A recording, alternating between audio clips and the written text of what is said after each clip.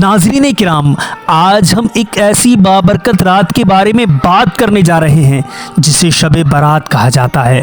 یہ وہ رات ہے جس میں رحمت کے دروازے کھول دیے جاتے ہیں، مغفرت عام کر دی جاتی ہے اور جہنم سے آزادی عطا کی جاتی ہے۔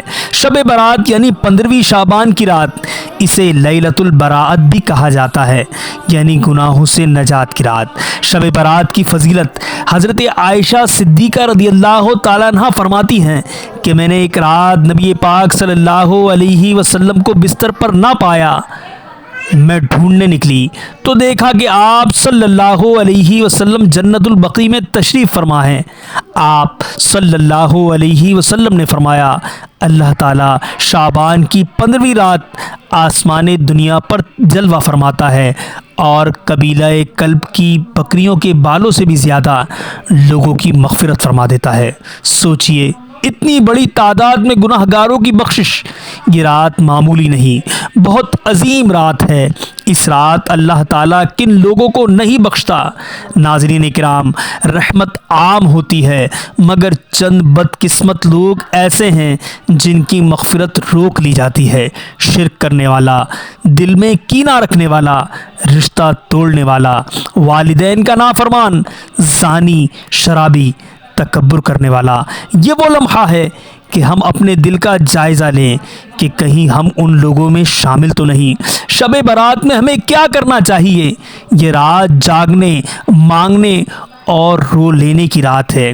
عشاء اور فجر باجماعت ادا کریں، نفل نماز پڑھیں، قرآن پاک کی تلاوت کریں، کثرت سے درود پاک پڑھیں، سچی توبہ کریں، اپنے لیے، والدین کے لیے، امت مسلمہ کے لیے دعا کریں۔ اللہ سے ایسے مانگو جیسے سب کچھ اس کے ہاتھ میں ہو، کیونکہ حقیقت میں سب کچھ اسی کے ہاتھ میں ہے۔ توبہ کا حسین لمحہ، سوچئے اگر آج کی رات بھی ہم سے گزر گئی اور ہماری مغفرت نہ ہوئی تو پھر کب؟ کہیں ایسا نہ ہو کہ ہماری زندگی کی آخری شب برات یہی ہو۔ اپنے آنسوؤں کو ضائع نہ کریں، یہ آنسو اللہ کو بہت پسند ہے۔ شب برات اور مرحومین اس رات میں اپنے مرحوم والدین، عزیز و اقارب اور تمام مسلمان اموات کے لیے ایصال ثواب کرنا بھی باعث اجر ہے۔ قبرستان جانا، دعا کرنا، یہ سب نبی پاک صلی اللہ علیہ وسلم سے ثابت ہے۔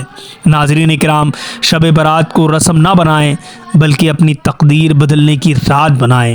ہو سکتا ہے اسی رات اللہ ہماری زندگی کا رخ بدل دے، ہمیں گناہوں سے پاک کر دے اور جنت کا حقدار بنا دے۔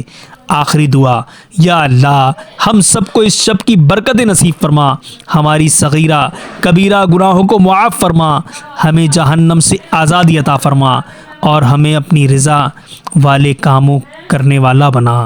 آمین یا رب العالمین۔